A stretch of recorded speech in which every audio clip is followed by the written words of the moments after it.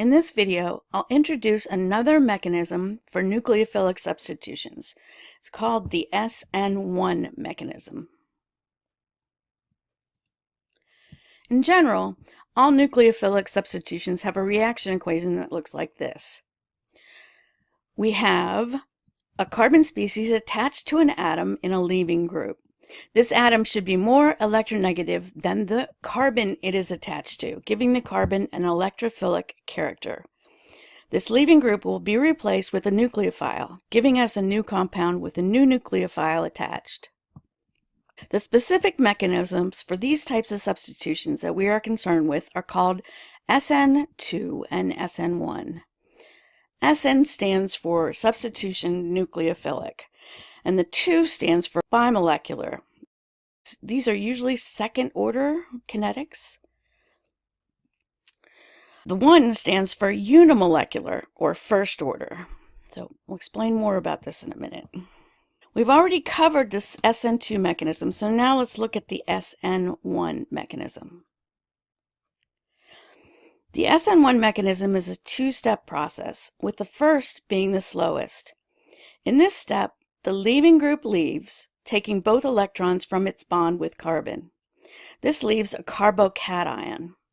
The second step involves addition of a nucleophile and is much faster than the first step. The rate for this reaction is dependent on the concentration of the starting molecule, called the substrate, and the rate expression is generally first order.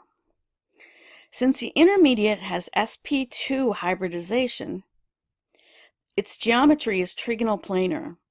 The nucleophile can attack from either side of this plane. So if the carbon is chiral, the resulting products are usually a racemic mix. The next slide shows the reaction diagram. Here we have the y-axis showing energy, and of course the x-axis is the reaction progression. Our starting material is shown here, and the activation energy for the rate-limiting step is shown up here. The rate-limiting step, of course, is formation of this carbocation. The intermediate carbocation is a true intermediate and is shown as a minimum on this curve. Once it is formed, the second step proceeds quickly, giving us a 50-50 mixture of enantiomers if the substituted carbon is chiral.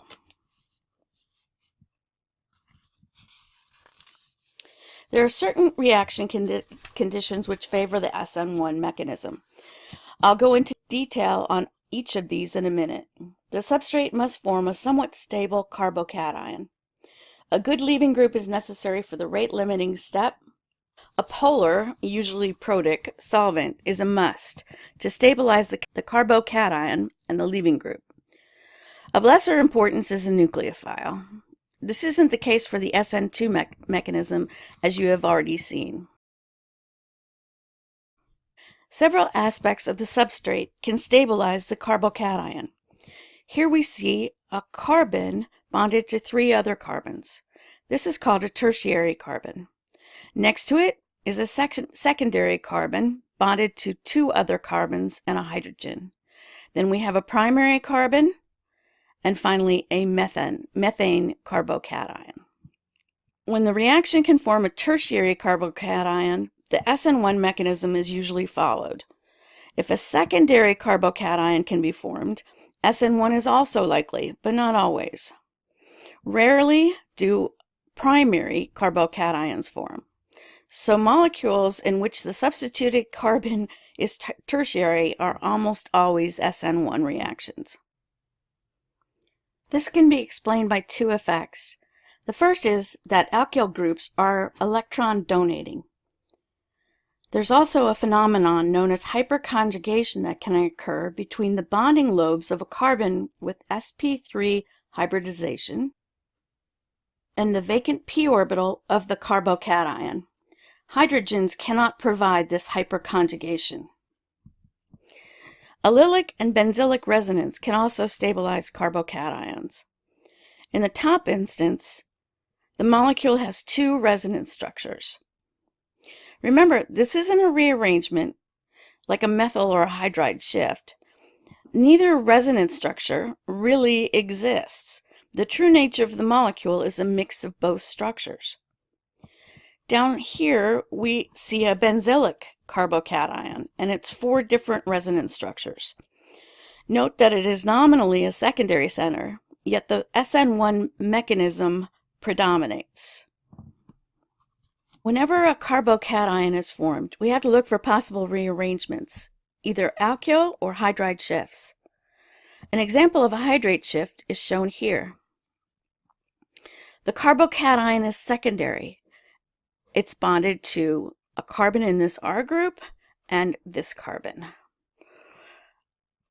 The hydrogen on an adjacent carbon can shift over to the carbocation, taking with it the 2 electrons from its bond to carbon.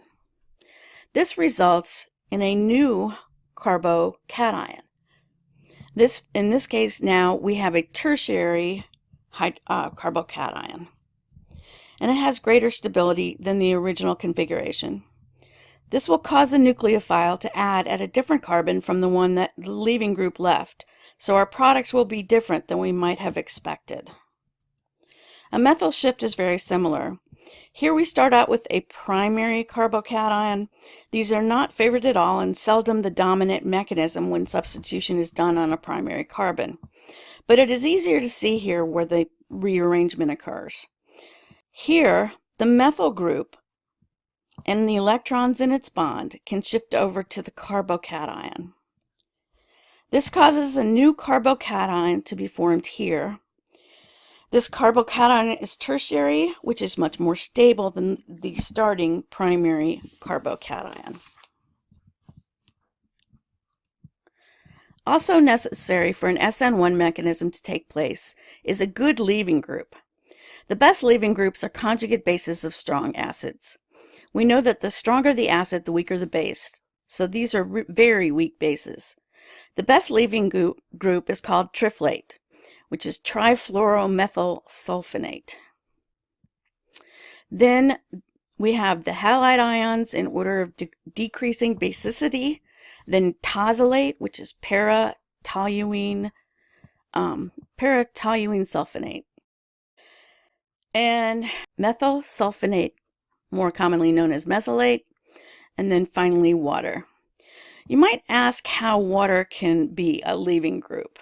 Normally, hydroxides are poor leaving groups, but if we add an acid to an alcohol, we can protonate this hydroxide group, leaving us with our leaving group of water and a bromide ion.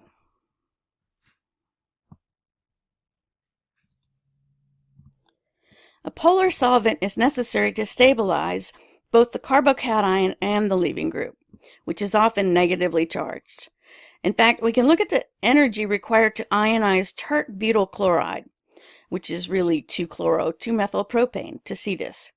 In the gas phase, this ionization requires about 150 kilojoules per mole, whereas in aqueous solution, it only requires about 20 kilojoules per mole.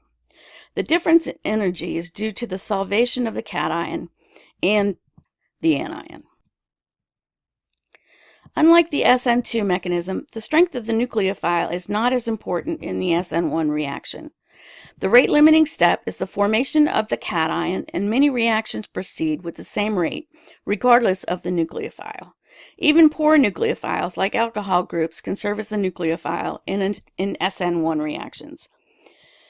In addition, naked nukes, quote unquote, aren't needed. The solvent shell from the protic solvent doesn't hinder the nucleophile addition to the carbocation. Let's look at a reaction that proceeds via the SN1 mechanism. Our substrate is 2-bromo-2-methylpropane, and the first step is formation of the carbocation, and of course the leaving group leaves as bromide. The carbocation can then be attacked by a water molecule, which may even be the solvent. This forms a positive oxygen center which will readily react with another water molecule to form 2-methylbutan-2-ol and a hydronium ion. Finally, remember, if you suspect an SN1 mechanism, make sure you suspect a rearrangement too.